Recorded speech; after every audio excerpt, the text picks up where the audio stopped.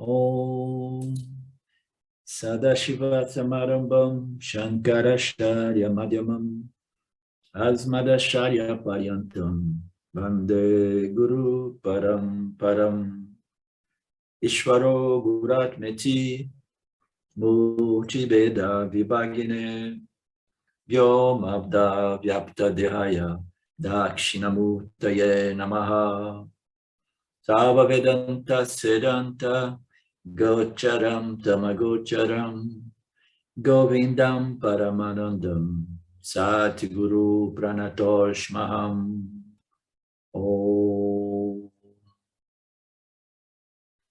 Shanti Shanti Shanti Om Namaste. Welcome to our Gita class de sábado. Nós estamos dando continuidade aos versos finais do capítulo 2, um verso, né, um capítulo, a parte final dele, principalmente, né, toda ela dedicada ao Karma Yoga. Então, nós estamos falando sobre o Karma Yoga, e na última aula nós estávamos abordando um aspecto do Karma Yoga, que é uma das asas do Karma Yoga, né? Karma Yoga é feito de ações adequadas, né? Ações dhármicas com uma atitude, né? Uma atitude especial, né? Uma atitude apropriada, né? Uma atitude, um espírito, né? De compreensão, de devoção, de dedicação, né? Então, nós estamos vendo isso, que esses últimos versos abordavam mais esse aspecto da atitude saudável em relação à sua ação, sem nenhuma preocupação a respeito dos resultados, né? Isso é definição, uma das definições do Karma Yoga, né? Ações com uma certa atitude, mas essas ações, elas precisam estar em harmonia com a estrutura do campo dhármico, naturalmente, né? Então, nós vimos isso na última passagem, na última aula. Nós vimos no capítulo 51, tendo desistido do resultado nascido da ação, o Karma Yoga se torna sábio, né? E só se torna livre do samsara, né? E eles alcançam aquela meta final, que é viver livre da ignorância universal, a ignorância sem início, né? Mas ela tem que iniciar como?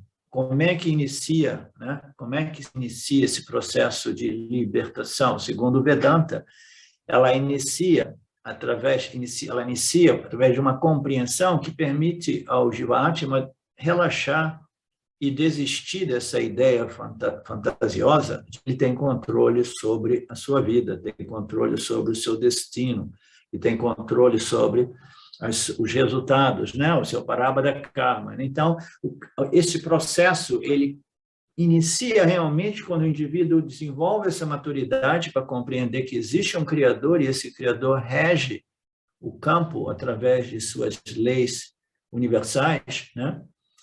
E que entre tantas leis existe uma lei no qual o indivíduo ele compreende que esta é um campo, né, de causalidade. Cada ação produz uma reação, né? Produz um impacto no campo, né? E existe uma infinidade de agentes interagindo em uma infinidade de impactos, né? Então, tendo compreendido isso, o Jivatma, o que ele faz? Ele finalmente dá uma relaxada, não é, Sidney? Dá uma relaxada. Putz, passei todos esses anos e décadas da minha vida tentando controlar o meu destino. Eu ouvi dizer que eu posso controlar, eu posso criar a minha realidade, eu posso atrair somente aquilo que eu quero, e agora me dei conta que tudo isso é uma ilusão, é uma fantasia. Aí o que o Shiva faz? O Shiva, finalmente, ele relaxa, e uma vez ele desiste de controlar, né, os resultados de suas ações, aí ele começa a desenvolver essa sabedoria do Karma Yoga, né? Que eu sei que eu preciso agir, né, em harmonia com o campo, mas os resultados, elas não estão sob o meu controle, portanto, toda aquela ansiedade, expectativa, né, e as frustrações, irritações, perturbações, elas são simplesmente canceladas através de quê? Da compreensão de que eu não tenho minhas ações, né? Então, tudo inicia aí. É importante que a gente compreenda né, a relevância desta passagem, né? Porque somente após nós termos desistido, né, desta fantasia, a gente começa realmente, né, a interagir com o campo, livre de toda aquela ansiedade, expectativa e frustrações.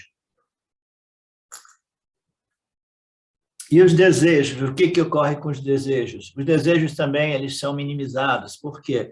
Eu posso desejar, sim, mas é melhor que seja somente uma preferência, porque se eu desejar de modo vinculativo, um desejo vinculativo, eu quero isso e sem isso eu sou um miserável, eu sou um pobre coitado, né? Eu estou destruído, né?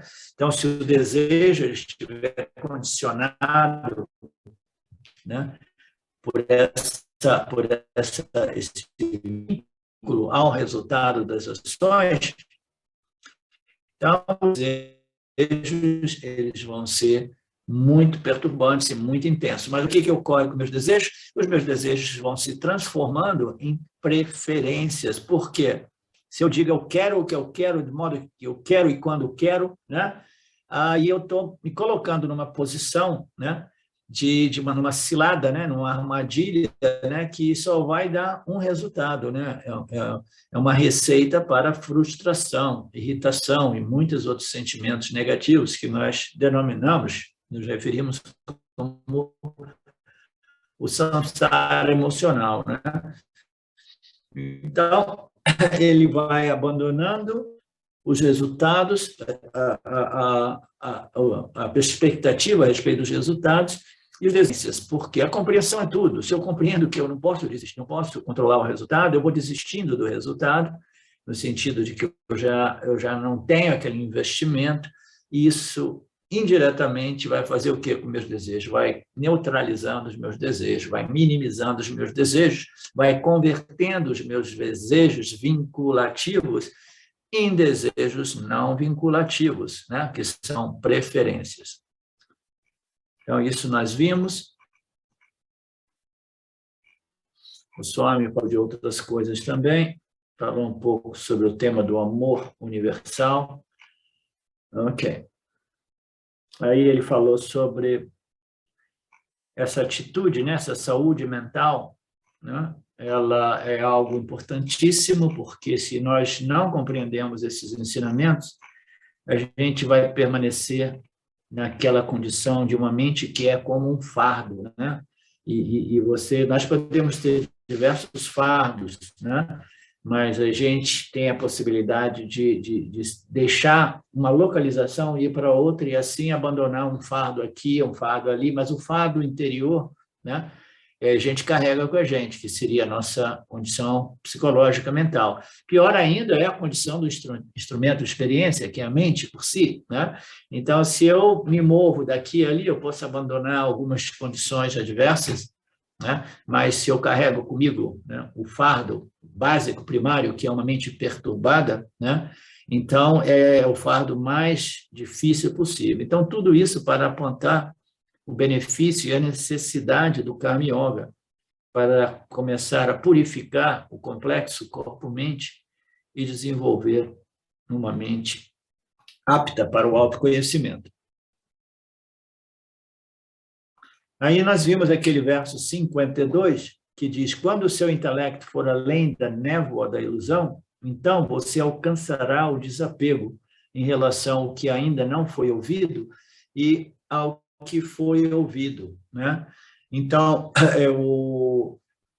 quando eu li isso aqui, não clicou para mim o que se referia a esse ouvido e não ouvido, mas, em realidade, significa simplesmente aquilo que é conhecido e aquilo que é desconhecido, né?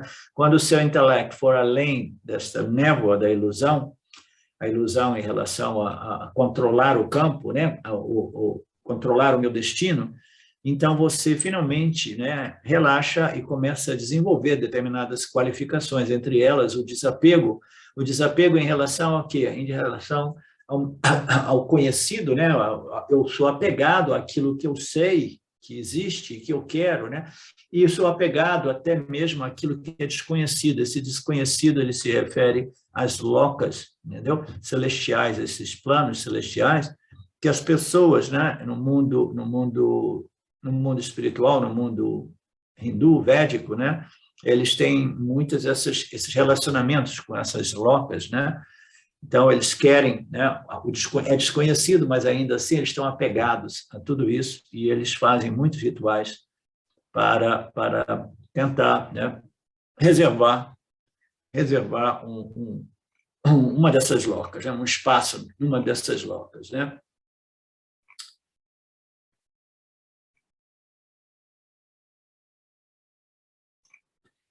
Ok, aí o Swami vai apresentando alguns conceitos.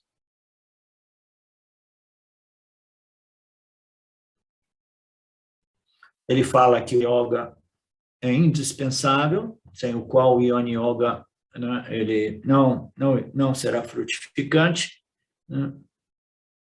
É um salto do Karma Yoga para o Yana Yoga. Ele fala também um pouco sobre a situação da capacidade intelectual de compreender essas duas buscas humanas, né? Artha Kama, segurança e prazeres, né? E Dharma Moksha, né?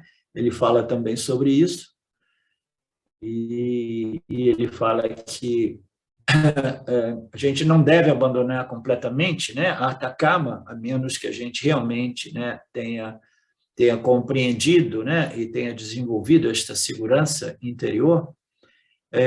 A gente não abandona, mas a gente tem que encontrar um equilíbrio, como nós vimos, né? Porque pessoas desempregadas, ok. Sannyasa, então, ele abordou um pouco isso. E ele também fala que essa confusão intelectual é o problema, né? Essa não discriminação, né? entre Artha Kama e Dharma Moksha. O que você pode obter com Artha Kama, né? Você pode obter uma segurança relativa, naturalmente, uma satisfação defeituosa, mas relativa, né? E você pode obter alguns prazeres sensoriais que, depois de algum tempo, a pessoa enjoa também, né? Mas a confusão maior é não ter essa clara distinção entre os dois, Artha Kama e Dharma Moksha, né? Então, as pessoas, ele diz que acham que essa ideia, principalmente de moksha, é muito abstrata, muito vaga, né? E eles acham que a busca de moksha implica em se tornar um sannyasi e ir para a floresta ou ir para um ashram, né? Deixar a barba crescer, etc. Ele diz, não é assim. Moksha é uma maturidade interior, só é um outro ângulo de definição para moksha. Moksha é uma maturidade interior, né? Então, o que significa essa maturidade interior? É a maturidade que nos permite, né, minimizar minhas buscas por Artha Kama, né, e ampliar a minha busca por moksha, né? Eu abandono, eu reduzo as minhas buscas, eu minimizo as minhas buscas por Artha Kama, mantenho, né, aquela visão dármica, né, a partir do qual eu me movo através das minhas buscas, né, mas ainda assim a minha busca por moksha se torna aquela busca principal. Então, o que é isso? É uma maturidade rara de encontrar, uma maturidade interior, naturalmente. Para entender isso, você levará algum tempo, portanto, Krishna diz que o intelecto superará as confusões em relação às prioridades da vida, confusões sobre o valor de moksha. Tudo isso ocorre gradualmente, a gente faz esses encontros frequentes, né? A minha experiência é que realmente muitos de vocês, ou pelo menos alguns poucos de vocês, realmente, né, se beneficiem e comecem a desenvolver essa maturidade interior, né? Essa capacidade de compreender aquilo que é a única fonte, né, de segurança e paz e satisfação, né? De modo que a gente não fique preso naquela missão impossível, buscando a felicidade, a satisfação e a segurança absoluta nos objetos efêmeros, inseguros, né, passageiros, né, etc, etc. Né? Mas ainda assim a gente sabe, né, as pessoas elas são uma, né? E às vezes a gente entra no Vedanta, quando a gente vê, a gente dá uma escorregada, a gente se encontra fora do Vedanta, entendeu? De novo buscando essa resolução no mundo, nos objetos, né? Nas pessoas, nas coisas, etc. Isso acontece constantemente, nada me surpreende mais.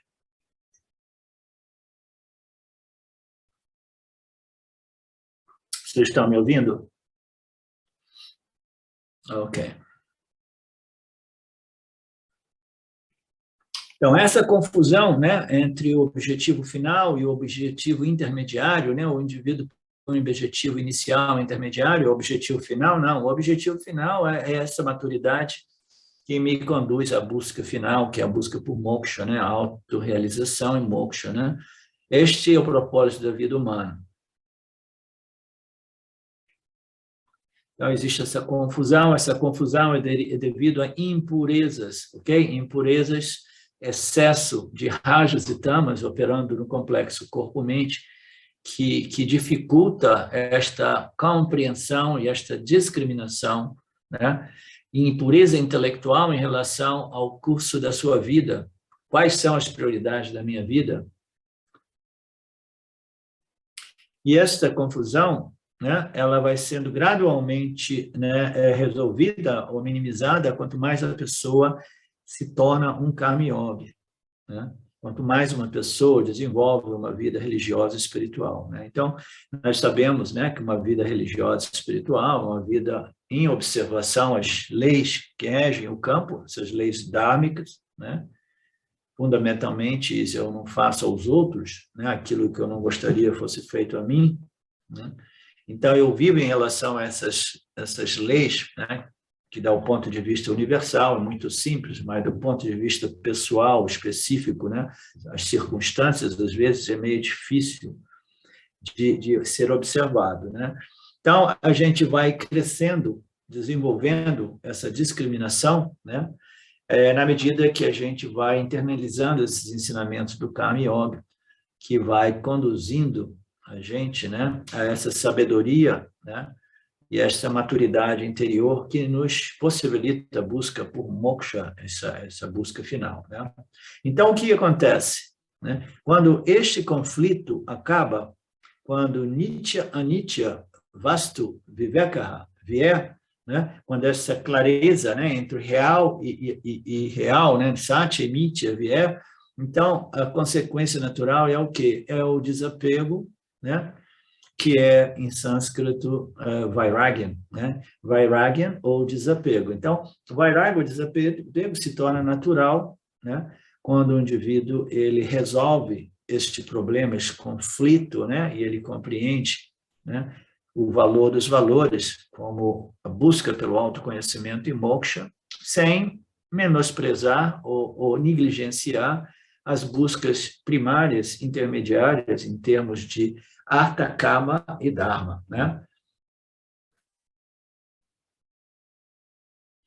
Este Karma Yoga desenvolverá o desapego em relação ao quê? A tudo aquilo que é real, todos os objetos densos e os objetos sutis, os objetos externos, né, os fatores externos, aquelas fontes de segurança que são mencionadas todos aqueles fatores externos ou fontes de segurança que são mencionadas na porção ritualística dos Vedas, elas se tornam relevantes. Eu concluí aquela frase agora, quando eu li hoje de manhã, eu coloquei ritualística dos Vedas se tornam irrelevantes. Né? Então, as dependências externas, o que inclui a dependência nas pessoas, das coisas, das circunstâncias, né? E que compreende todos esses fatores externos mencionados, né, na porção ritualística dos Vedas, eles se tornam desnecessários e irrelevantes. Né? Por quê? Porque eu já não sou apegado aos fatores conhecidos e desconhecidos. Né? Eu não sou apegado a esses fatores externos, né? E depois a gente vai ver que eu não sou nem apegado a determinados fatores internos também. Né? como, por exemplo, um estado mental, né? Eu já não sou apegado a um estado mental, que é um fator interno, mas para isso a gente precisa ter compreendido a nossa real natureza, aquilo que é além, né, das minhas condições mentais.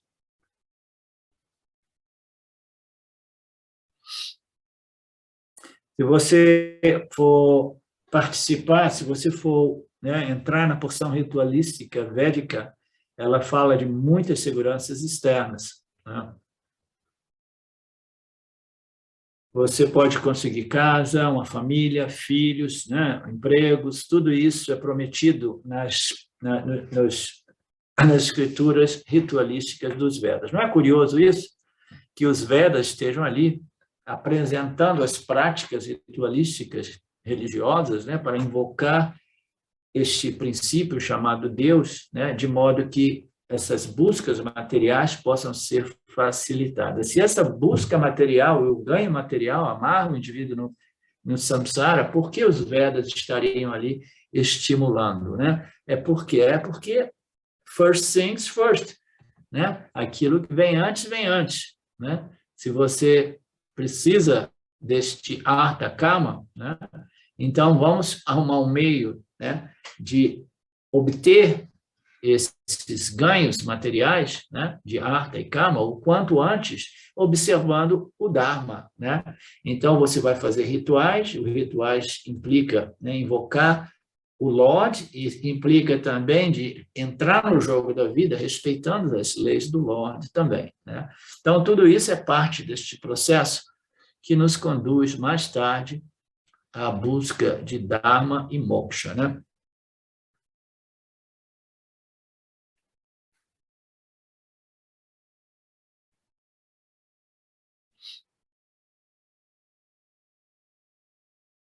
Ok.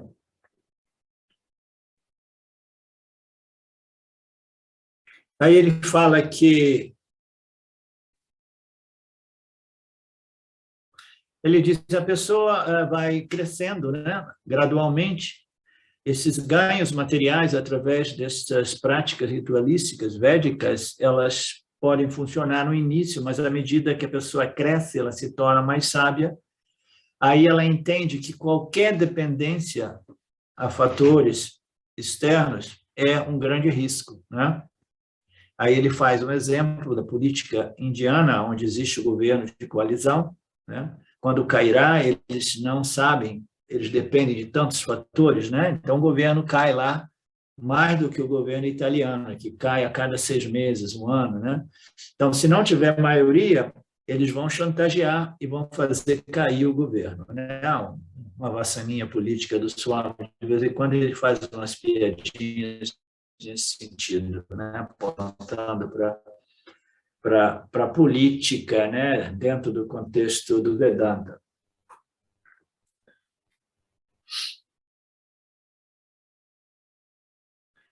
Tudo na criação ameaçará a sua segurança. Olha que frase forte isso, né? Tudo no manifesto, tudo que existe no mundo é uma ameaça à sua segurança, né? E a gente vê o quê? A gente vê o quê? Que tudo que existe lá é uma fonte de segurança, né? Desde que eu queira, aí aquilo se torna uma fonte de prazer, satisfação e segurança, né? Eu quero porque eu quero, então isso aí é uma fonte.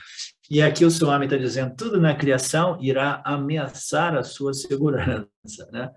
Por quê? Porque é um risco enorme você colocar a sua segurança dependente com fatores externos que estão em constante modificação, exatamente como essa colisão política, né, que existe, né, nessas nações, né? Tudo é constantemente, traimento é a coisa mais comum naquele âmbito, né? E no mundo, né, também, né, você tem segurança numa pessoa, daqui a pouco o que você descobre? A pessoa me traiu, ela tem outras duas também, né? Isso é muito comum.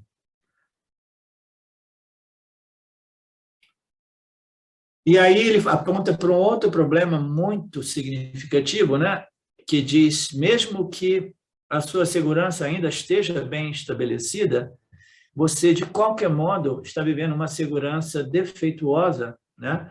Porque a ansiedade de perdê-la está ali constantemente, né? Então, esse é um ponto que nós sabemos, né? A dependência é um grande problema, tudo que a gente se agancha para depender como fonte de segurança e satisfação é um grande problema. Tudo isso ameaça, né, a minha estabilidade, e mesmo que elas ainda permaneçam ali em equilíbrio por um tempo, entendeu? Ainda assim, eu estou sofrendo ansiedade de repente, perdê-la.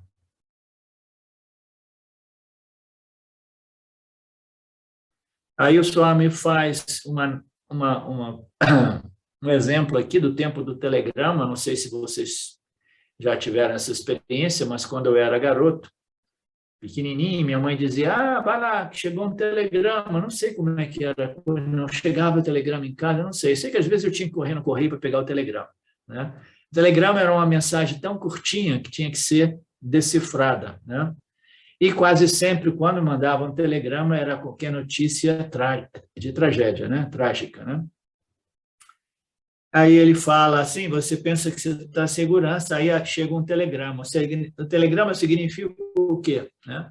É tragédia, sim, porque não pode ser uma notícia muito boa quando chega por telegrama. É tudo imprevisível no campo lá, e o medo é constante, a insegurança é constante. Portanto, Karma Yogi é aquele que entende que a dependência aos fatores externos significa viver no medo. Olha que forte, hein? O Swami hoje está arrasando, hein? Porque é por isso que eu acho que esse grupo nosso está desaparecendo, né? Muito chocante tudo isso, né? As pessoas querem viver com um pé no mundo, né? Do Vedanta e um pé no Samsara, aí eles vêm por essas classes do Karma Yoga pensando, que legal, é Karma Yoga. Karma Yoga é mais básica, é superficial, né? Fazer ação boa, isso e aquilo, né? Pai, vem aqui e o Swami fica jogando essas bombas, né? Aí as pessoas vão desaparecendo naturalmente. Não é isso que está acontecendo, Marcelo?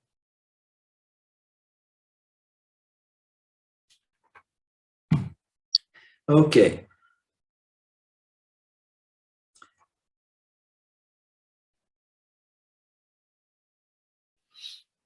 Em medo constante. Portanto, Karma Yoga é aquele que entende a dependência externa, significa medo total desse temor, somente é possível, só pode vir quando eu aprendo a depender de mim mesmo, né?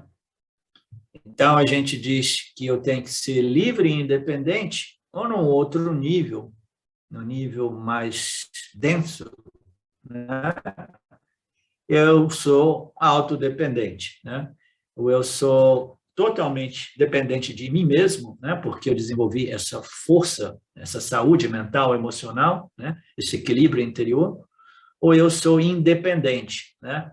Então, independente, nós somos independentes como consciência, nós somos livres e independentes como consciente, e nós podemos dizer, não, eu sou autossuficiente, eu sou autodependente, porque eu tenho essa força interior, né? E a minha segurança, a minha satisfação, a minha paz depende desta minha condição mental, emocional, depende desta saúde, né, espiritual, né? Então, existem dois níveis lá, né? No máximo, se você quiser ter uma dependência externa, qual é a dependência externa que é recomendada? Sem ler o livro, né? A gente sabe disso, né? A gente tem que transferir a dependência do mundo, né? E transferir essa dependência para Ishvara, para mais tarde transferir a dependência de Ishvara para uma independência interior, né? A minha autodependência, a minha independência como consciência e existência, mas quase invariavelmente é recomendável, né, que a gente transfira a dependência do mundo para a dependência no Criador, né? A gente já depende do Criador em todos os sentidos, e a gente depende desta infinidade de fatores que nos entregam, né, os nossos parabada karmas. Então, é importante que a gente compreenda este ser autoconsciente, né, que entrega os nossos resultados, os nossos parábadas a nível individual, pessoal, coletivo, universal, né? E a gente mantém esse relacionamento, oh Lord, oh Lord, oh Lord, oh Lord, tá? Me dê força, oh Lord, facilite a minha busca, facilite meu fortalecimento. Então, essa dependência, essa interação com o Lord, né, ela é superior a estar ali virando para o outro, né, para uma pessoa, por favor, me ame, me proteja, me dê segurança. Né? Então, não, você quer simplesmente transferir, né, essa projeção do mundo para Deus. Né? É ainda uma projeção, mas é uma projeção muito superior. Né? Existe uma concessão, né, que é a dependência a Yeshua. Né? Portanto, aprenda a mudar sua dependência do mundo para Deus e, finalmente, de Deus para você mesmo, o ser, consciência. Né? Eu dependo de mim mesmo. Mas que dependência é essa? Não, isso significa ser autodependente. Né? Se eu dependo só de mim, então eu sou autodependente. Ou, melhor dizendo, eu sou livre e independente.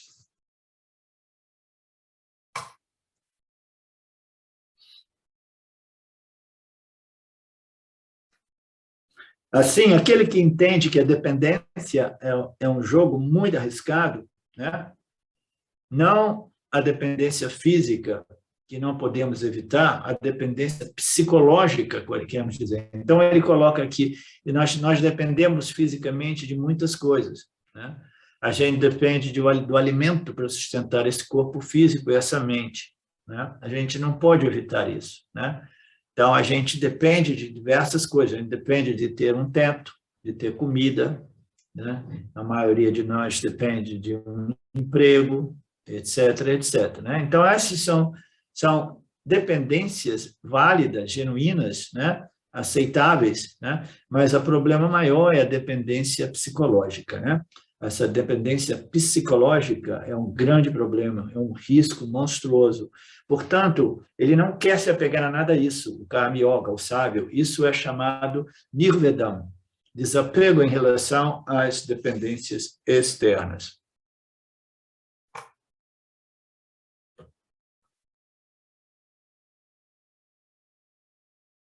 E quando dizemos desapego, não queremos dizer ódio.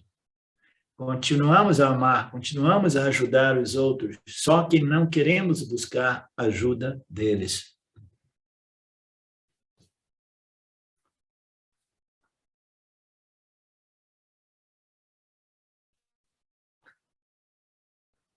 De novo, essa busca, não queremos buscar a ajuda deles, às vezes a gente precisa de uma ajuda do ponto de vista, né, físico, né? Quebrei o braço, você pode me ajudar? Me leva para o hospital que eu não posso dirigir sozinho, né? Então, essas ajudas, elas são parte da vida, né? Eu preciso de uma certa ajuda. Mas ajuda, me ajude aqui porque eu estou sofrendo emocionalmente, sofrendo psicologicamente, né? Então, essa ajuda, essa dependência, né, ela precisa ser cancelada, neutralizada, a dependência psicológica, busca a necessidade psicológica do outro, né?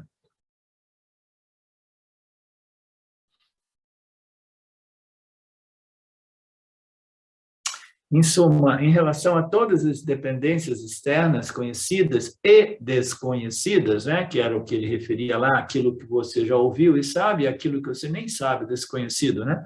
Em relação a todas as dependências externas conhecidas e as desconhecidas, o Karma Yoga desenvolve o desapego.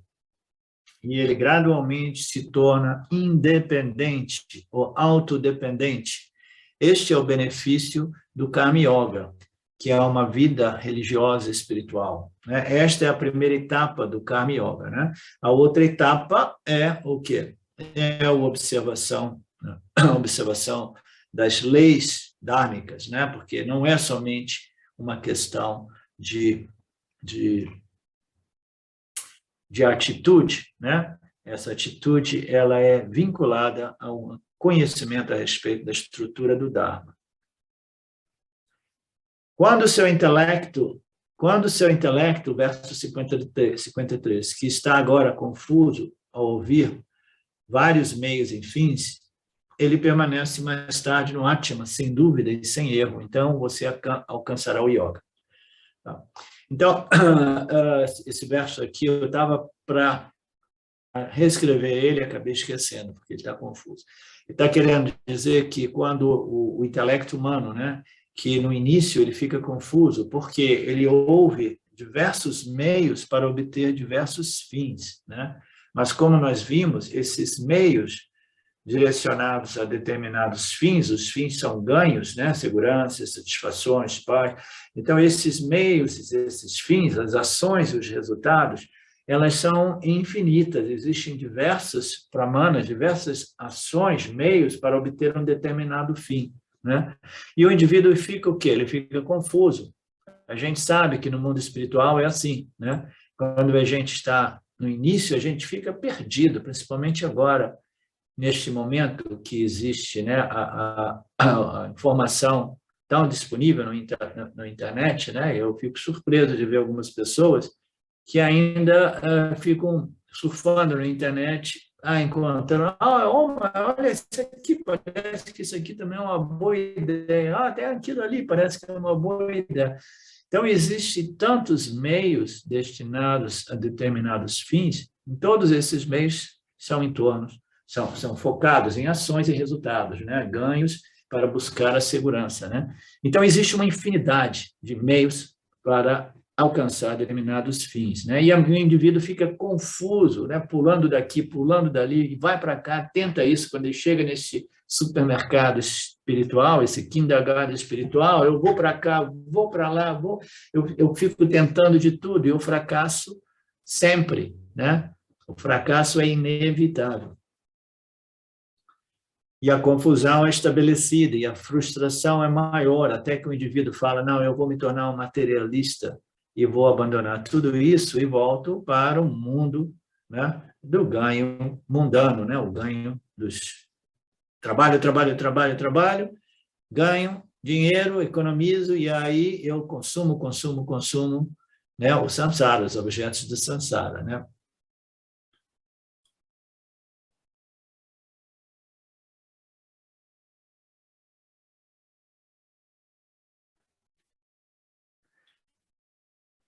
Então, ela permanece, vários meses, permanece mais tarde. Então, depois de ela passar por tudo isso, por toda essa confusão, ela se torna um Karma Yogi, né? E mais tarde ela entra no Jnana Yoga, né? E ela obtém a compreensão, né, de que existe somente um caminho, que é o caminho da contemplação e compreensão a respeito da sua natureza Atma, livre e independente de tudo que existe no mundo, né?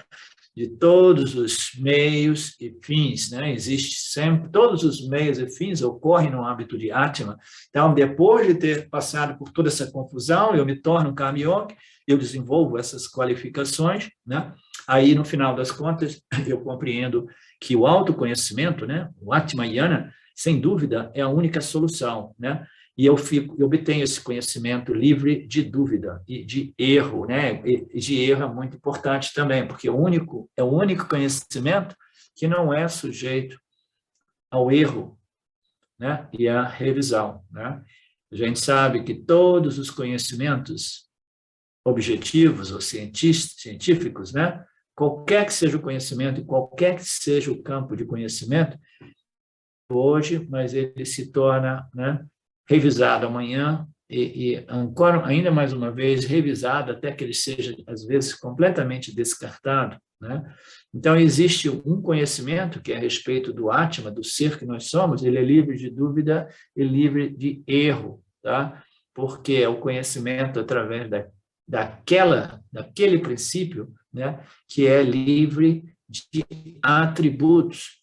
Ele é tão puro que é somente a luz da consciência, né, que não tem nenhuma possibilidade de confusão ou engano. Esta existência é sempre presente neste universo, né, e eu sou este Satit, de natureza Ananda. Então, é livre de dúvida, porque é um conhecimento daquilo que é presente sempre, em tudo e em todos, né, e ela não é sujeita a erro, porque ela é livre de qualidades, características, né? A natureza dela não permite nenhum erro a respeito de sua realidade.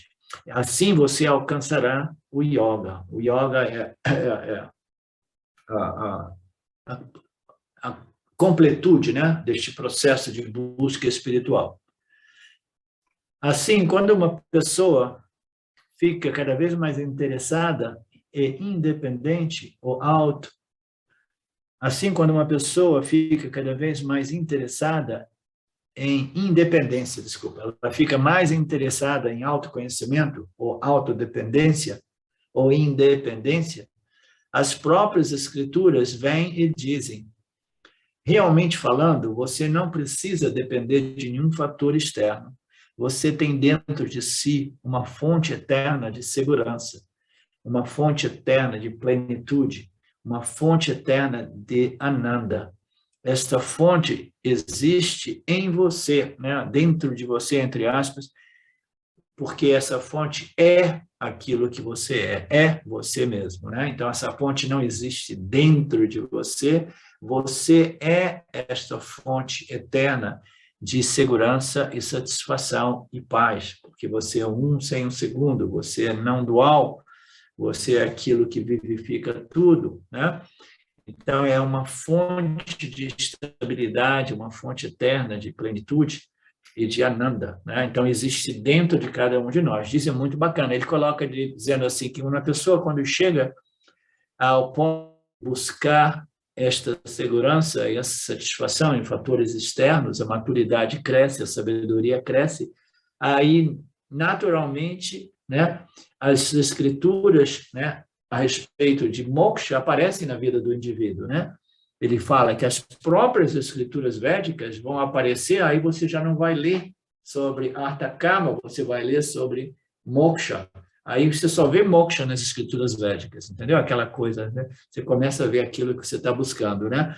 Aí você começa a ver, as escrituras mesmo vão apresentar para você e vão dizer, realmente falando, agora que você cresceu e amadureceu, você não precisa, nem deve depender de fatores externos, porque você é a única fonte de segurança e satisfação, né?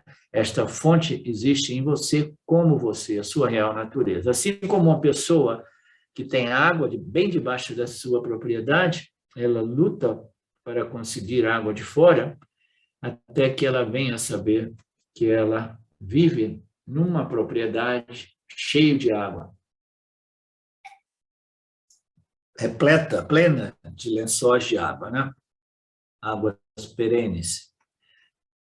Da mesma forma, alguém vem e diz sua natureza mais íntima é o ser pleno. E tal ser pleno é a única fonte de segurança, a única fonte de amor, a única fonte de paz.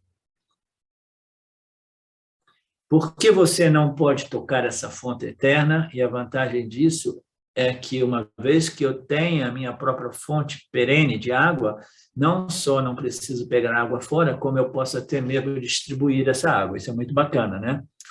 Então, está dizendo assim, por que você vai ficar buscando este Ananda fora, se você existe como Ananda, né? Então, não somente você vai poder parar de buscar esse Ananda nos outros, nas coisas, nas circunstâncias, mas você vai ter a possibilidade, sendo a fonte desse Ananda, de compartilhar esse Ananda com outros, né? Estender esse Ananda aos outros. Como é que a gente vai estender esse Ananda aos outros? Né? Na questão de água, é muito certo, você vai dar a sua água a outros, né? Mas no caso do seu Ananda, como é que você vai estender este Ananda aos outros, né? Você simplesmente faz isso através da sua mera interação, sua mera presença, né? E aqueles interessados, você pode compartilhar os ensinamentos que indicam para cada um de nós que nós somos esta fonte de água perene, né?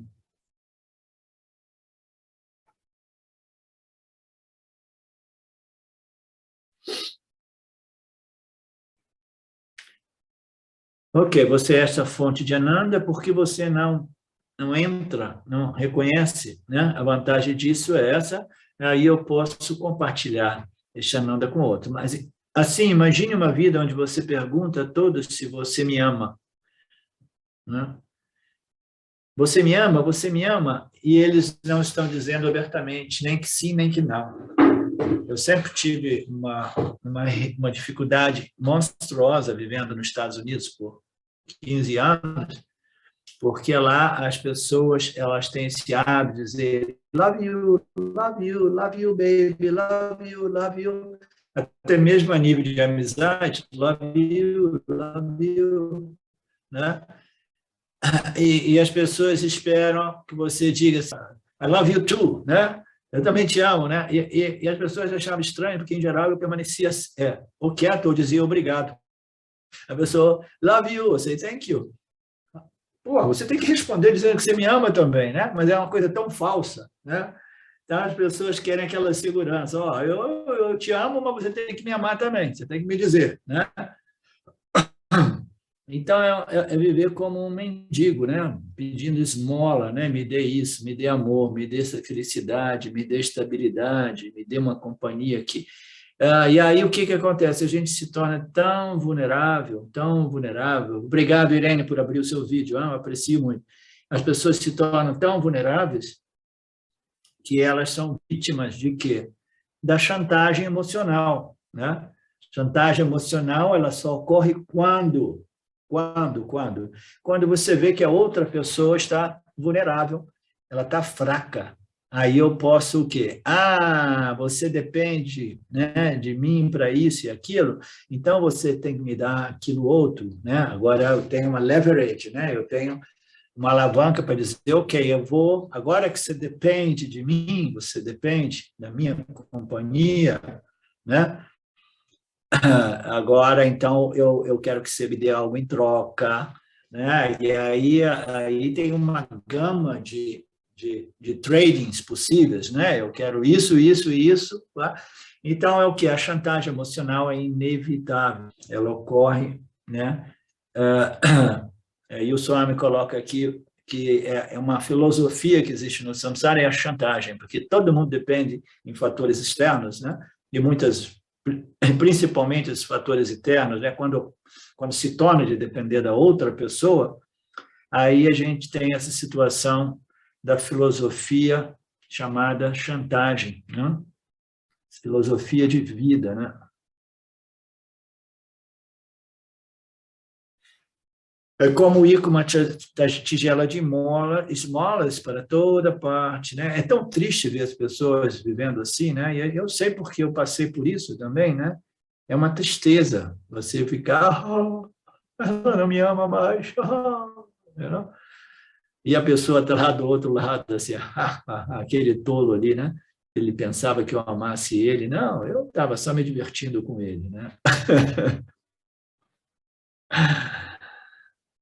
Oh, my God. É triste, a gente quando sai, passa por tudo isso e desenvolve essa independência, essa força, essa sabedoria, a gente vê as outras pessoas vivendo tudo isso, né? É um drama e é curioso observar tudo isso, né? E, ao mesmo tempo, é triste ver essas pessoas que fundamentalmente são o ser pleno, né? Ainda acreditando nesse programa de dependência, né? E carência, né? E me ame, me ame, me ame, por favor, eu preciso de um amor, né? Na minha vida. E aí ela se torna sujeita à chantagem, né? Agora, imagine um estado em que eu não preciso pedir nada a ninguém, eu não preciso depender de nada, não preciso perguntar se ninguém me ama, se ninguém me aprova, né?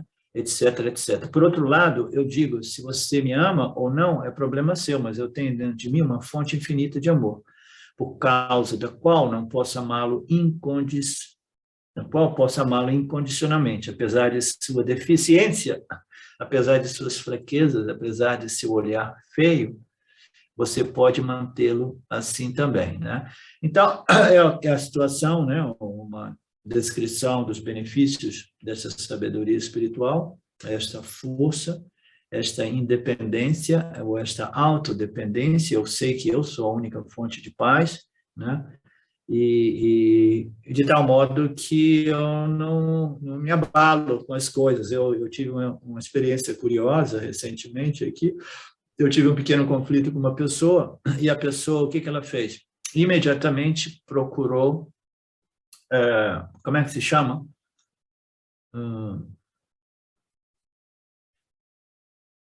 Você quer o apoio dos outros? Como é que é? Tem uma palavra, a pessoa buscando complicity, né? Cumplicidade, né?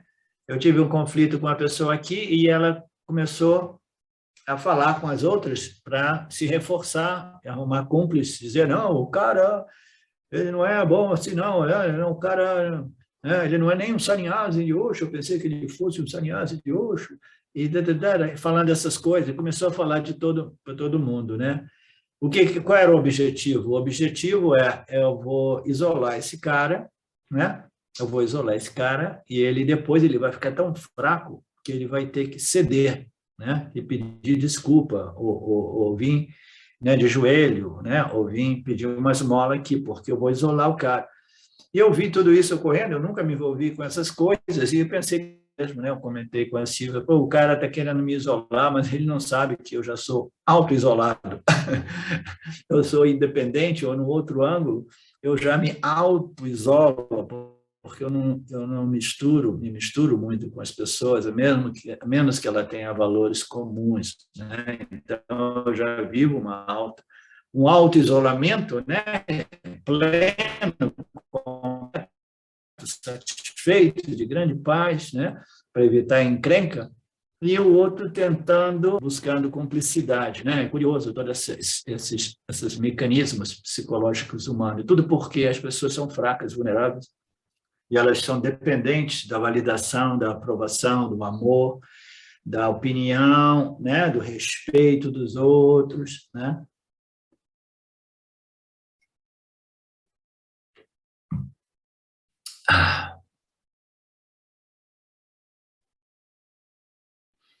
Ok. A chantagem é a nossa filosofia do samsara, né? Agora imagine o estado do Yanni, né? Que não depende, não tem essa vulnerabilidade e, portanto, não pode ser chantageado, né? É uma coisa estranha, as pessoas olham e falam, pô, que cara estranho, né? Simplesmente porque ele não depende da aprovação ou não depende do respeito, nenhum desses fatores externos, né? Não, ele não é uma pessoa fraca. Portanto, há uma grande mudança, que é a descoberta da sua plenitude plena, a sua plenitude ananda, né? De si mesmo. E isso se chama autoconhecimento. Esta mente confusa, que estava lutando, né, no início, confusa entre tantos meios e fins, né? E agora ela se volta, né, para essa fonte interior, né, de satisfação, de segurança, de amor, né? Então ela para de se comportar como um mendigo, né? Ninguém está perguntando sobre nós da 3D. Há uma grande mudança, né? Então aquela fraqueza ela vai se dissipando.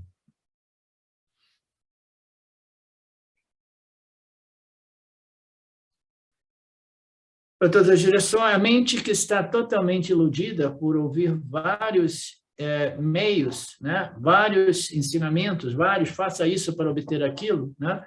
Que são as declarações da porção ritualística dos Vedas, que falam sobre vários fontes externas, né? Meios para obter fontes externas de segurança, né? E são tantas que a mente fica confusa.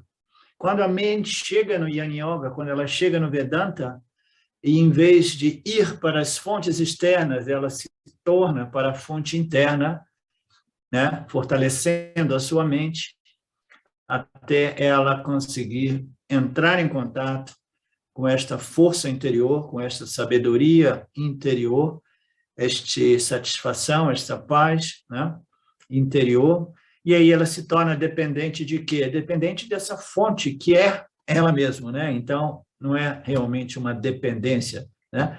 É como se a pessoa dissesse, eu sou dependente de que, eu tenho 1 milhão no banco e eu dependo do meu 1 milhão. Não, não. Você não depende do teu 1 milhão, porque ele já é seu, né? Você já ganhou ele, então você depende, mas não depende, né? Você depende. Se o banco roubar, é uma outra coisa. Se o governo roubar, é uma outra coisa. Mas se a gente descartar essa possibilidade, aí você não depende, ele é seu já, né? Você depende de alguma coisa que não é realmente seu, né?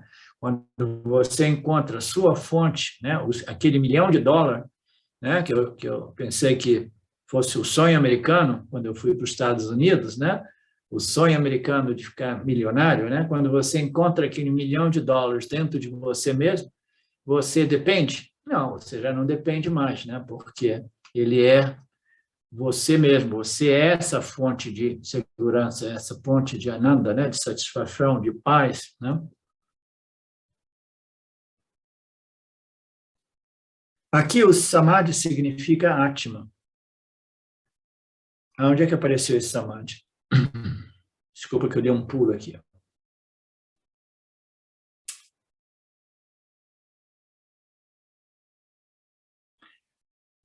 Portanto, não, aqui.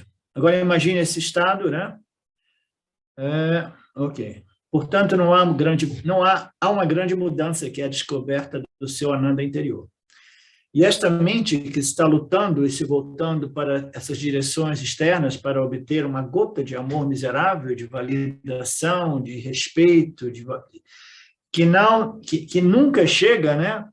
Como a torneira de água local na Índia, que a água às vezes, né, nunca chega.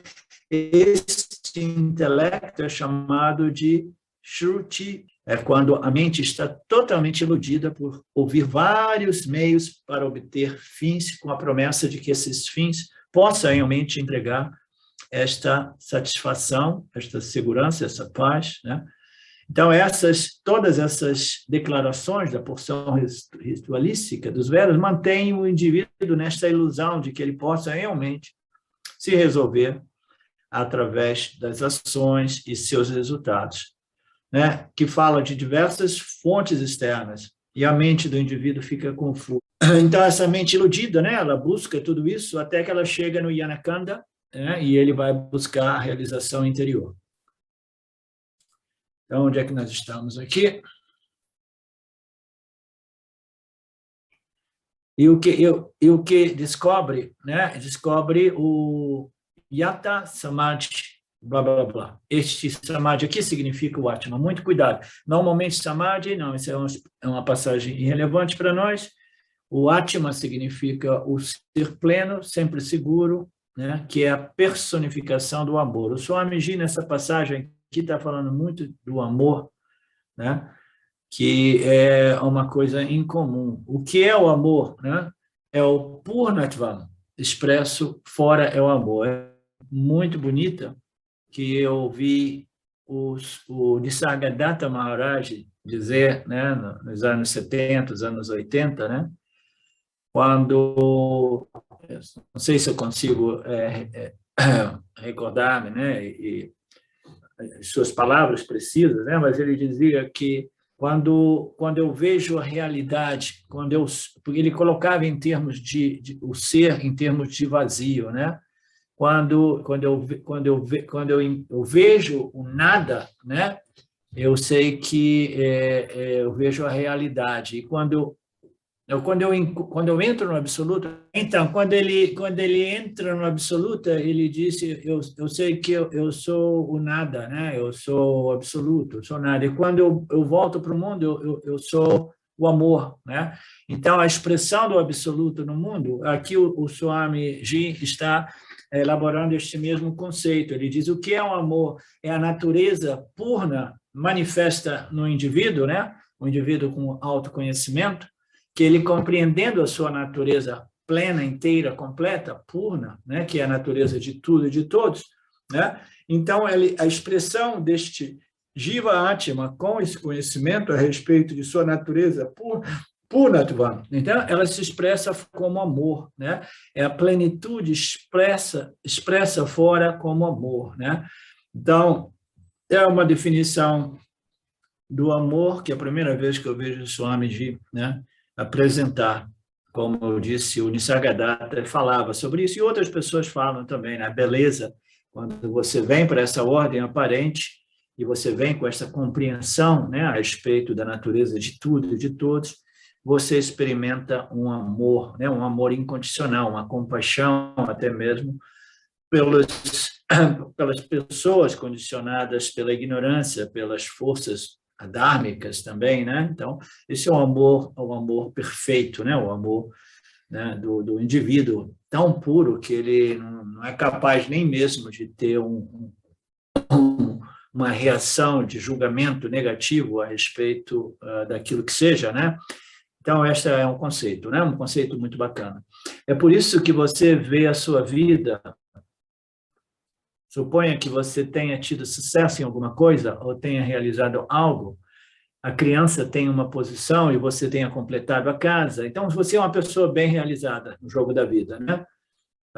Você descobrirá que está tão por causa de quaisquer realizações, se alguém cometer algum erro, você perdoará. Então, esse é um exemplo que o Swami Ji ele apresenta em diversos textos, né? Ele fala, quando nós estamos plenos, satisfeitos, realizados, aqueles momentos de realização, né? Você quis alguma coisa, você chegou, né? Essa semana para mim foi perfeita, né?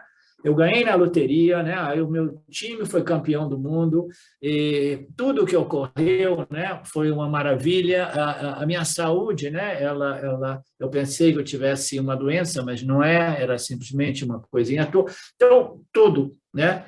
Corroborou em um modo que você se sente pleno, né? Aí quando você está realizado, né? Quando você está experimentando esse sentimento de que nada está faltando, né? Não existe mais desejos, né? Então, o que ocorre? Eu tenho uma tolerância ao defeito dos outros, né? A gente vê isso, né? Quando a gente está tão feliz, vem uma pessoa e tenta nos provocar ou faz alguma coisa muito indevida, a gente é tolerante, a gente perdoa, porque a gente está num estado de purnatva, entendeu? A gente está realizado, né? A mente está, né, pacificada, né? Então, é um exemplo bacana esse, né? Então, a gente é tolerante, a gente perdoa o erro, o defeito, as fraquezas dos outros, né? As violações dos outros, né? Quando você se sente realizado, seu coração está tão cheio, um coração cheio perdoa tudo. Você não vai ficar com raiva naquele dia que você ganhou na loteria e que você obteve outras notícias, né, muito, muito bacanas e favoráveis, né? Você releva tudo, né?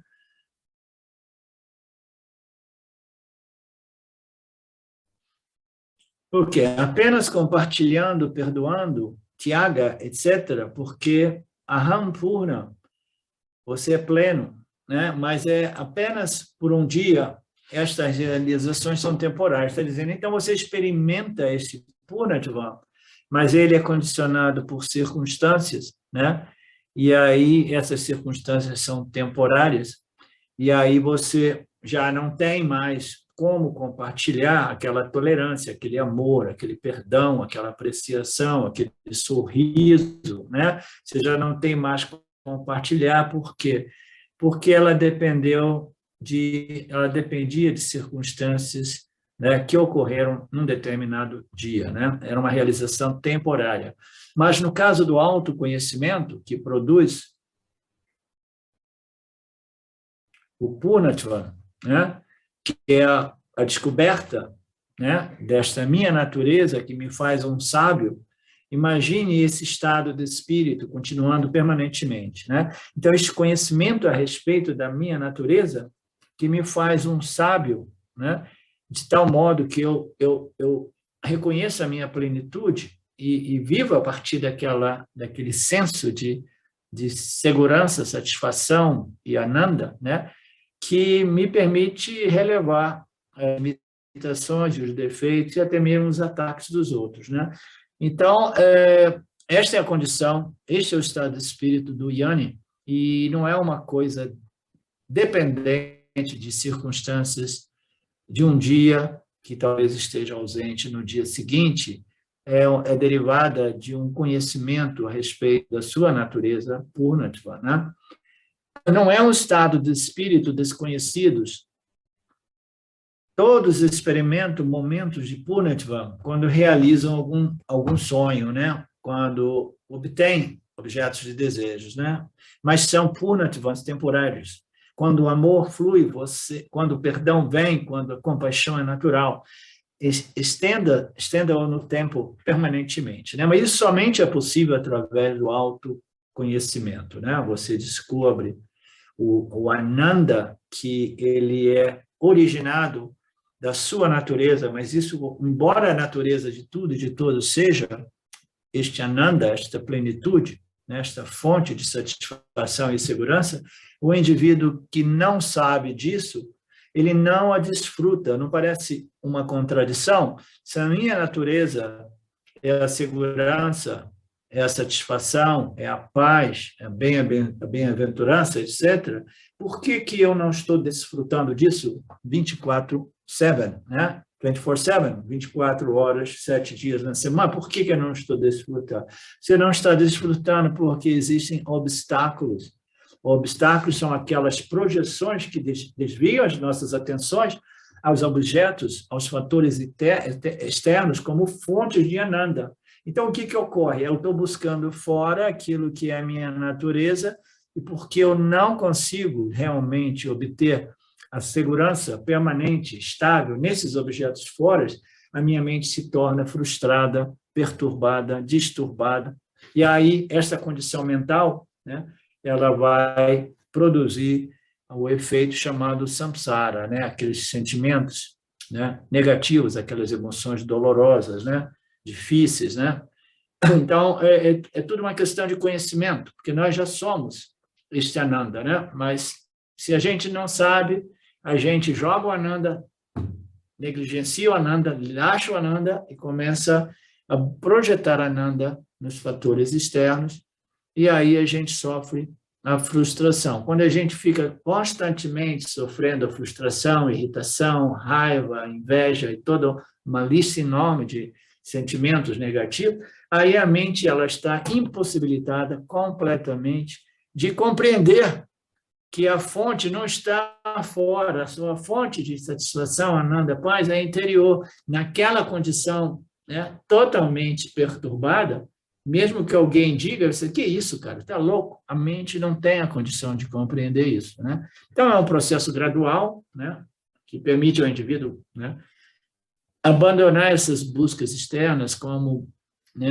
se elas pudessem realmente propiciar esta satisfação permanente, né?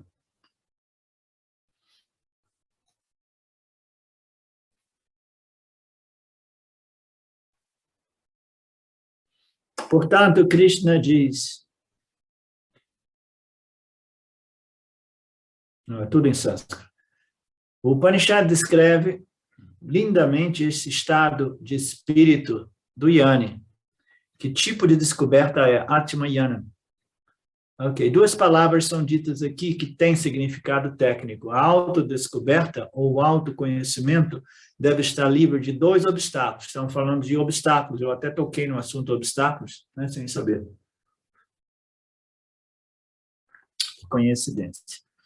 Então, ele está falando que a autodescoberta, o autoconhecimento, deve estar livre de dois obstáculos, né? Nós discutiremos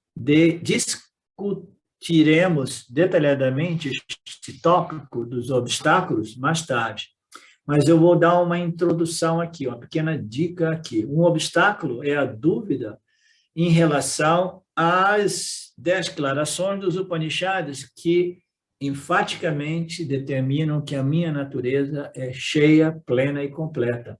Eu ouço, eu aprecio, eu gosto, soa bem, né? Tem uma ressonância bacana durante o período das aulas, né? Mas ainda assim eu tenho dúvidas em relação a esta minha natureza Purnatva, né? Eu sou Purna, eu sou o ser pleno, eu sei que eu sou, eu sei que eu experimento essa consciência, mas eu sou pleno, cheio e completo, né? Livre e independente das minhas experiências, então o indivíduo ele desconfia dessas declarações, naturalmente, né? E isso se torna um grande obstáculo. É por isso que nós temos o manana, né? O Shravana Manana. A gente ouve, até que essas dúvidas, essas suspeitas, né? Essas desconfianças, elas possam ser neutralizadas, né? Então, essa dúvida precisa ser resolvida. Uma dúvida nesse sentido, isso se chama samsyaha. Bom, o segundo obstáculo, que não é simplesmente essa dúvida, é o quê? É um outro obstáculo que vai alimentar essa dúvida. Porque eu tenho esta dúvida a respeito, né? Aí o segundo obstáculo é que eu tendo uma desconfiança que, de repente, essa história de que eu sou a fonte de segurança, satisfação, né? Ela vai gerar o quê? Vai gerar essa dúvida vai me lançar aos objetos externos, aos fatores externos. Então, o segundo obstáculo é uma noção, é uma vasana, né? De dependência aos fatores externos para me completar, né? Esta vasana é muito forte, né? Vocês já me ouviram falar disso, né? Esta tendência, né, de permanecer investido nos dois mundos, né? No meu mundo interior como a única fonte de ananda, de satisfação, de paz, né? Mas ao mesmo tempo dizendo assim, não, mas eu não vou apostar todas as minhas fichas, né, nesta contemplação, nesta busca interior, através do Karma Yoga e Yana Yoga, eu não vou apostar todas as fichas, não, invisto, né, invisto, né, 50% do meu capital nesta busca, né, e 50% eu invisto fora, nos fatores externos, né. A gente vê isso o tempo todo. As pessoas às vezes dizem, não, agora acabou para mim, pai, é só autoconhecimento, Vedanta, Upanishads, quando você vê, mas lá dentro da pessoa, a pessoa está investida no mundo, e quando vê uma oportunidade, buf, né? E aí, de repente, a pessoa dá uma sumida, né? Por quê? Porque ela está dividida entre essas buscas, né? É um obstáculo enorme. Desconfiança, suspeita, dúvida que eu tenho a respeito das declarações dos Upanishads, e essas dúvidas são devidas a quê? A minha incompreensão, a minha não total compreensão, né, da lógica que sustenta essas declarações. Eu tenho que compreender a lógica que sustenta essas declarações, até que eu não tenha mais dúvida do ponto de vista intelectual. Se eu já não tenho dúvida no ponto de vista intelectual, então eu paro de correr atrás de objetos como meio de me completar, entendeu? Porque eu já não tenho mais dúvida, mesmo que eu não esteja colhendo os frutos, né, desta convicção, mas pelo menos isso vai me impedir de correr atrás. Eu sei que eu ainda não estou colhendo os frutos deste conhecimento a respeito da minha natureza Purnatma. Mas uma coisa eu sei, é que este Purna, este Ananda não existe nos objetos. Então, eu vou frear esse movimento de continuar correndo atrás de objetos, de desejos no mundo exterior, né? Então, eu paro de fazer isso. Quando eu paro de correr atrás, aí minha mente se torna mais equilibrada, mais saudável, e aí eu vou contemplando de novo, nessas declarações, até que essas declarações elas comecem a frutificar e eu comece a provar, experimentar, realizar, né, esta natureza Ananda, né? O Ananda tem que transbordar como uma fragrância que permeia nosso dia a dia, uma alegria calma, tranquila, uma satisfação, uma paz, né? Então, o indivíduo ele precisa realizar isso até que isso se manifeste como uma fragrância que existe, né, permeando as nossas experiências do dia a dia, né? Então, esses dois obstáculos, né? A dúvida é uma questão de quê? É questão de compreensão intelectual. Esta compreensão não foi devidamente embasada a gente fala sobre o Vedanta, a gente repete de novo os mesmos conceitos, os mesmos ensinamentos, até que eles sejam claramente compreendidos, né? É porque esse é o caminho do conhecimento, é o caminho da compreensão. Se a gente não compreender os ensinamentos, né, nos quais essas declarações são embasadas, a gente vai permanecer duvidando, com suspeita, né, desconfiado de tudo isso, né? Então, a gente precisa, né, de desenvolver essa compreensão clara a respeito da minha natureza na consciência como consciência. E não somente isso. Eu existo e eu sou consciente, e essa consciência, existência, é ilimitada, porque é a mesma consciência se manifestando em todos os seres vivos, né? Então, eu preciso compreender que eu sou consciência, que eu sou existência, e o mais importante, que é aquele 1/3 do conhecimento, que muito frequentemente é mais difícil de ser alcançado, é que esta minha natureza é ananta, é ilimitada. Vocês sabem o que é uma coisa ilimitada? Uma coisa que não tem uma fronteira, ela não acaba onde outra coisa continua. Por quê? Porque tudo é consciência e existência. Existe somente uma consciência. A natureza da realidade é não dualidade, porque é este ananda, este existência, esta consciência ilimitada, né? Então, a gente precisa compreender claramente, muito bem embasado, até que a dúvida intelectual ela seja bem resolvida. Então, aí a gente passa a não ser movido por essa ignorância eterna, sem início, que tem fim, através do ódio. A gente não permite que essas vasanas, né, elas nos movam de novo e de novo no corre-corre por objetos fatores como fonte de ananda, né? Então, está muito interligado esses dois obstáculos, tá? Um é conhecimento puro e o outro é a disciplina e a força, que também depende dessa compreensão, para impedir essas vasanas que nos lancem de novo no mundo, criando sempre mais conflitos e perturbações mentais e intelectuais.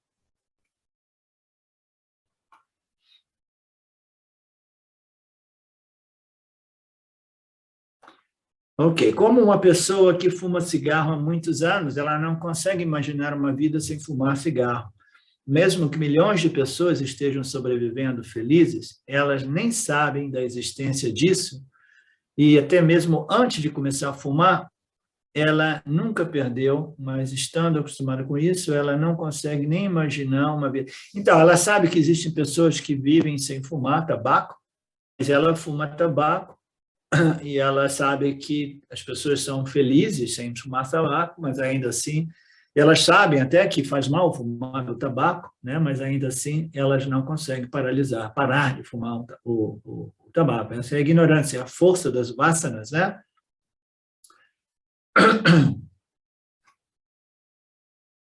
O café também é um outro vício, né?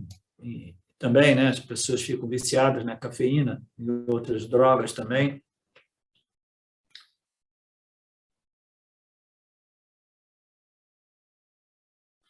Ele está falando, da mesma forma, temos a noção de que não podemos ser plenos e completos sem os fatores externos, né? Ah, não, eu compreendi que eu sou pleno, inteiro, completo, satisfeito, pacificado, né?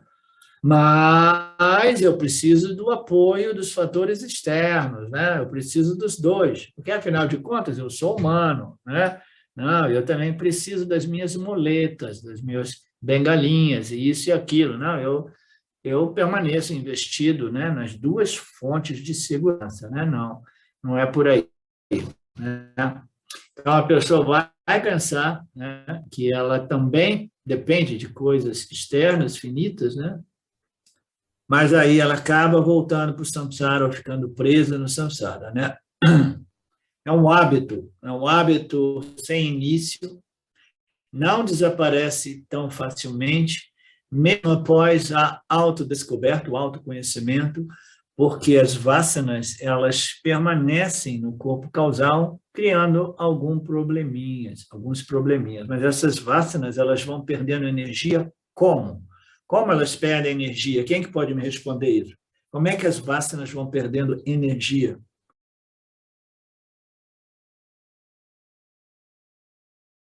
Até mesmo após o autoconhecimento, algumas vasanas permanecem, né?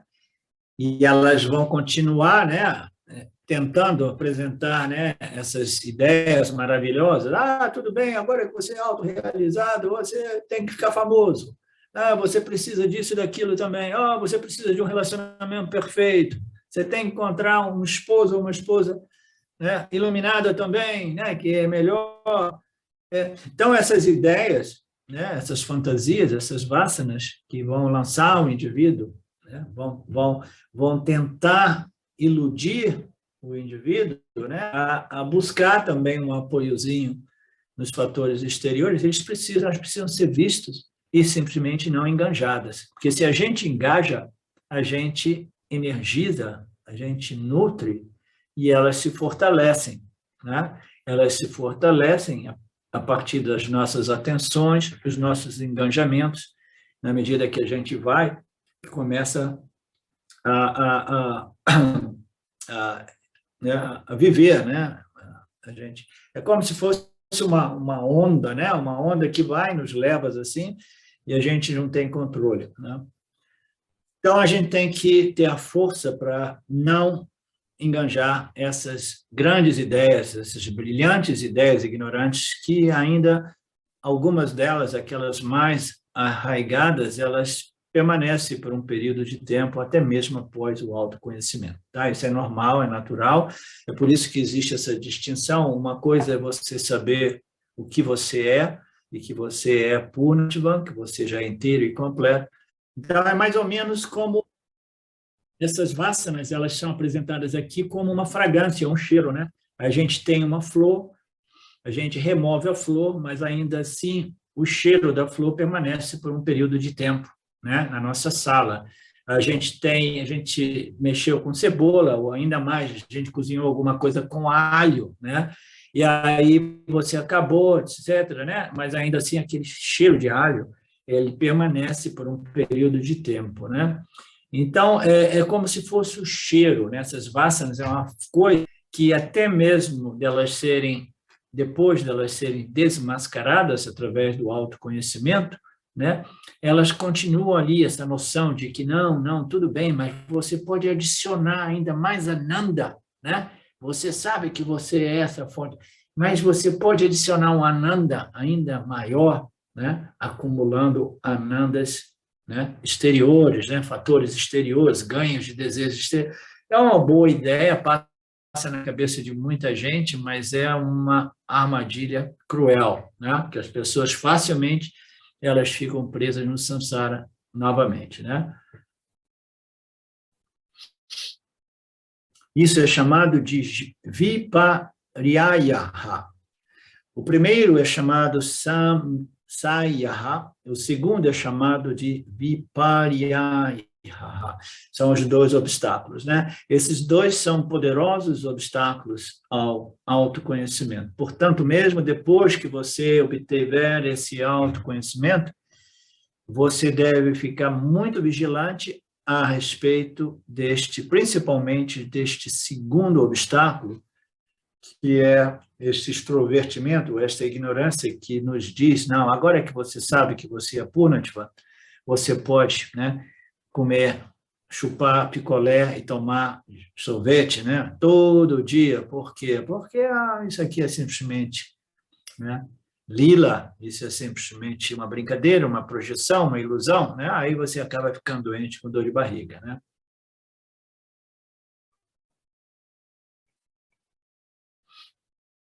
Para isso, existem exercícios apropriados. Nós discutiremos esses exercícios, são sadhanas apropriadas para neutralizar ou cancelar ou remover esses obstáculos. Quando uma pessoa remove esses dois obstáculos, o autoconhecimento se torna fácil, né? e completo. E, portanto, Krishna usa duas palavras, né, em sânscrito, né? Niskala Chityati e Akala Chistati. Niskala Sanyada. Akala significa mais sânscrito, mais sânscrito, mais sânscrito. Não sei por que eu não retirei tudo isso. Aquele que não depende de ninguém. Né? Então, ele fala que Stirapranya é aquele que não depende de nenhum fator externo, né? Ele é autodependente ou independente porque ele depende do ser, com S maiúsculo, né? Então, e apenas então, né, ele é pleno. Ele não depende de outros fatores externos para ser pleno. Então, e apenas então, uma pessoa atinge a plenitude, a completude, que significa moksha, né? O yoga significa a completude deste processo, que significa, né, a libertação do samsara. Uma pessoa alcança a libertação de quê? Eu sou livre de mendigar, né? E o Swami apresenta de vez em quando esse conceito, uma falência interna. A falência interna é quando você chega num ponto de colapso total, que você declara falência, né? E não, eu não me sustento, eu dependo de tudo, dependo de todos, né? Eu agora dependo até do governo, né? Os creditores é que se arranjem, né? Porque eu falei, né? Eu quebrei, totalmente quebrei. Falência interna, essa atitude de mendigar por... Então, o indivíduo, ele alcança essa plenitude, livre de dúvida, livre de obstáculos, né? que permite a ele não ser mais um mendigo, né? A falência interna, ela foi resolvida. Mesmo que tenhamos muito dinheiro no banco, mentalmente e emocionalmente, nós, muitas vezes, muitos de nós estamos falidos, que é a coisa mais comum, né? As pessoas têm milhões, bilhões, né? Mas são falidos espiritualmente e emocionalmente, né? Pedindo essa pessoa ou aquela pessoa, né, respeito, apreciação, tudo isso desaparece com o auto-reconhecimento, e isto é chamado de libertação do samsara, libertação desta ignorância, né, desta falência interior. Com isso, Krishna conclui sua essência do ensinamento do Gita, consistindo de Karma Yoga e Jnana Yoga. Agora que o ensinamento terminou, Krishna permite que Arjuna faça qualquer pergunta, se ele estiver inclinado, né? Porque Vedanta não é uma questão de crença, é uma questão de compreensão, e esta compreensão, ela se traduz em sabedoria desde que ela seja clara, né, e livre de dúvida. A compreensão intelectual é importantíssima, né? Vedanta não é uma questão de crença, né? Não é uma religião por si, né? Karma Yoga é uma atitude religiosa, mas Vedanta não é uma filosofia, nem uma religião, ela é uma lógica, um corpo de conhecimento, todos eles embasados nas nossas experiências do dia a dia, não devidamente observadas, né? Examinadas, né? Então, essa compreensão tem que ser muito clara e muito bem, né, internalizadas, né? Sem dúvidas, né? A sabedoria se desenvolve a partir disso, né? Uma vez que vem a questão da compreensão, a dúvida não deveria existir na mente de um aluno que assimilou esses conhecimentos. Portanto, o professor de Vedanta permite que o estudante levante tantas questões. Vocês não fazem perguntas, aí eu faço perguntas para vocês, né? É um modo meu de ajudar vocês a questionar e também de compreender, né, o que vocês compreenderam ainda e o que vocês ainda não compreenderam. A Juna vai fazer essas questões a partir da próxima aula. Ok. Om Purnamada Purnamidam Purnamudachyate Purnasya Purnamadaya Purnamevavashishate Om Om Shanti, Shanti, Shanti. Thank you, Lord. Thank you, queridos alunos do Vedanta Brasil. Até amanhã. Namastê.